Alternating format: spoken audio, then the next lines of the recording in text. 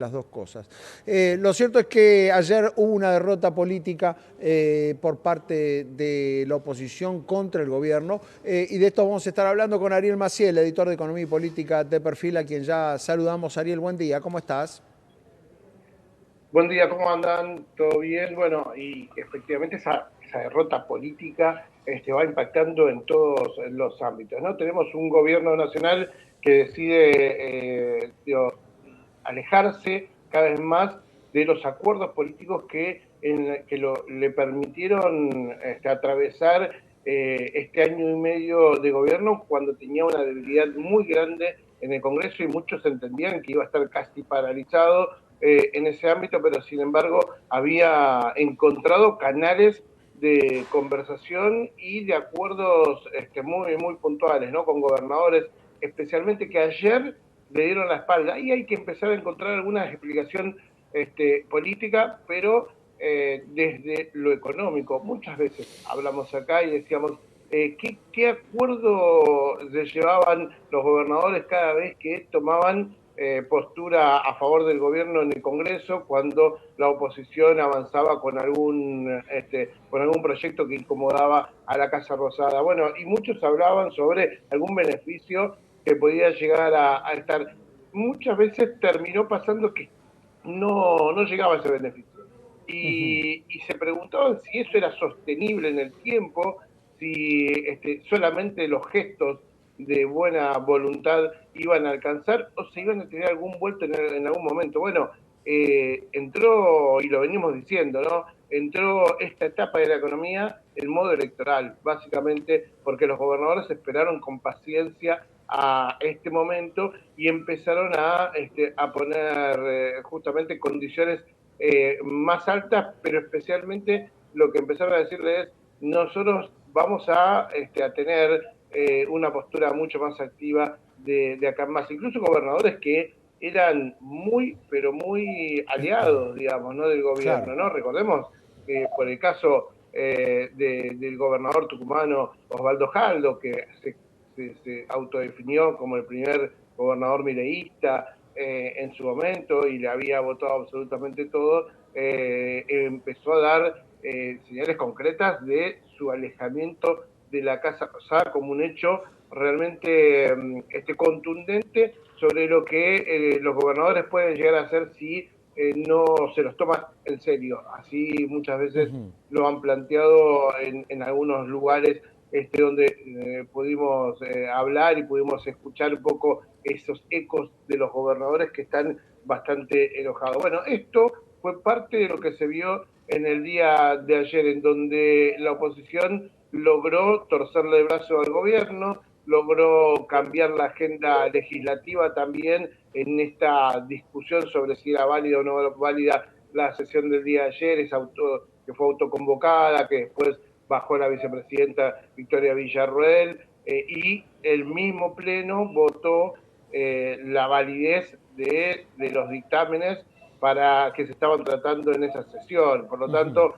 quedó dentro del reglamento de la Cámara Alta, quedó todo legalizado, lo que se llevó a cabo ayer, y por eso surgió ese cruce, primero entre Patricia Bullrich y Villarroel sobre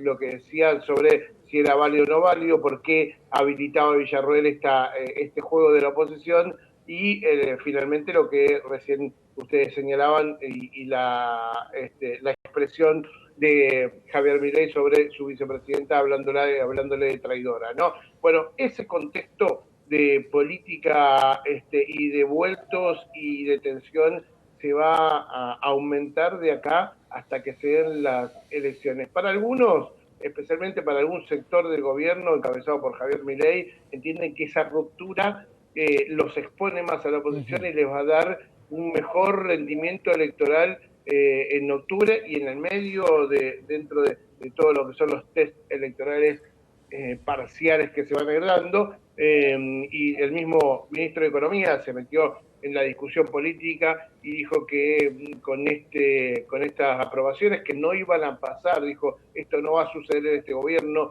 se va a vetar y no se va a cambiar, no se va a negociar el equilibrio fiscal. dijo, aumenta las condiciones de una victoria fuerte del oficialismo pensando en el futuro, en las futuras elecciones. La sociedad dice ya no compra más este tipo de accionar de parte de los políticos, ¿no? Y por otro lado, están los que miran con atención esta situación, que son los empresarios, y dicen, Claro. está muy bien el equilibrio fiscal, pero efectivamente se podrá sostener lo que se viene hacia futuro después de lo que van a ser las elecciones, o sea, las reformas de fondo, ¿se van a poder realizar en la Argentina si es que va a tener una, digamos, una inestabilidad política muy grande? Porque muchos sacan cuenta, el gobierno puede ganar, le puede ir bien, e incluso se va excesivamente bien, no va a tener la mayoría para poder controlar el Congreso y va a tener que seguir negociando Claro, con estos y mismos además gobernadores. también hay un cambio, Ariel, sobre todo en el modo de vincularse con los gobernadores, donde rompe lanzas. Por ejemplo, también fue muy llamativo el día martes, sí, bien digo, el día martes, no, el día lunes, perdón, al mismo tiempo en que el presidente Milei decía los gobernadores quieren destruir al gobierno nacional, le dijo eso en una entrevista con el periodista Luis Majul. Al mismo tiempo, Caputo, horas después, decía, no, los gobernadores vienen y nos llevamos bárbaro y me abrazan y me dicen, Toto, seguí así, etcétera, etcétera. Con lo cual, alguno de los dos, evidentemente, no estaba demasiado acertado. Pero esto decía ayer el ministro de Economía, Luis Caputo, en las redes sociales, dando a entender que lo que venía era el veto, ¿no? Principio de revelación en su máxima expresión. Todo está más que claro de cara a octubre. El equilibrio fiscal es lo que da estabilidad y previsibilidad y no se negocia. Argentina será próspera, aunque algunos políticos no lo quieran. Esto decía ayer Luis Caputo, dando a entender que, por supuesto, lo que viene es el veto, pero al mismo tiempo rompiendo más lanzas todavía con los sectores con los que se supone el gobierno había tenido mucho éxito en el primer año, ¿no? Sobre todo a lo largo de todo 2024, la gestión de la ley bases, etcétera. Digo, se había elogiado desde muchos sectores lo mucho que había conseguido el gobierno con los pocos legisladores que tenían. Bueno, todo eso ayer parece que se desarmó. Sí, y hay un dato bien particular.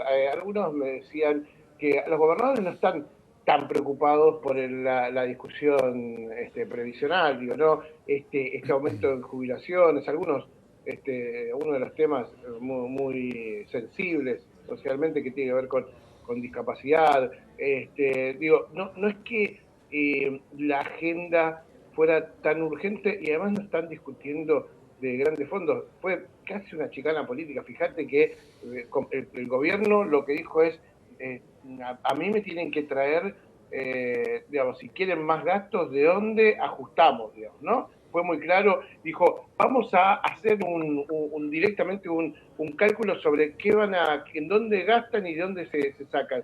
Recordemos que la jubilación mínima actualmente está en 309.000 pesos y que con esta ley que bueno, no se va a aplicar porque el gobierno la va a vetar, se llevaría a los 331.000 pesos, digamos, ¿no? Y en el caso del bono pasaría de 70 a 110.000 pesos. ¿Qué dijo el Congreso de dónde sacar esos fondos? Bueno, habló de las excepciones, digamos, de las exenciones impositivas a las empresas, también habló de ganancias, habló de reasignar presupuesto de la CIDE, ¿sí? Y, por ejemplo, de la baja de la tasa del Fondo Monetario Internacional. Digo, le dijo al gobierno, saquen plata de este lado que con eso se lo dan a los jubilados. No, aparte, Ariel, a ver, vendría mayor recaudación. Siempre que la gente tiene un poquito más de guita, después se debería tornar en alguito más de recaudación. Pero preguntarte cómo impacta en el mundo empresario, ¿no? Tanto esto como la suba del dólar. Bueno, ahí está, digamos, hay dos cuestiones que son bastante particulares en lo que decís, Mariano. Por un lado, el equilibrio fiscal entienden que es necesario, que es parte de lo que una parte de la sociedad también señala. Es, ok, démosle posibilidad de saber si esto sale bien. ¿Sí? Si esto sale bien. Algunos recuerdan, bueno, al gobierno de Carlos Menem parecía que salía bien y después no salió bien, pero por lo pronto empiezan a decirle, bueno, bajó la inflación, tiene cierto control, nota que la sociedad soporta ese ajuste que viene realizando el gobierno, por lo tanto hay que darle cierto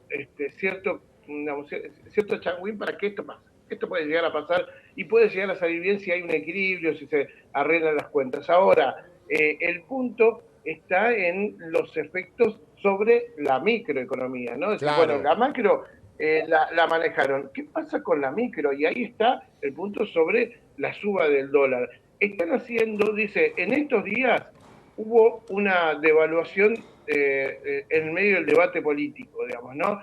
Y sin embargo, la recesión de consumo es tan grande que no hubo hasta ahora traslado a precios de estos cambios en los dólares. Sí lo vamos a ver en los regulados o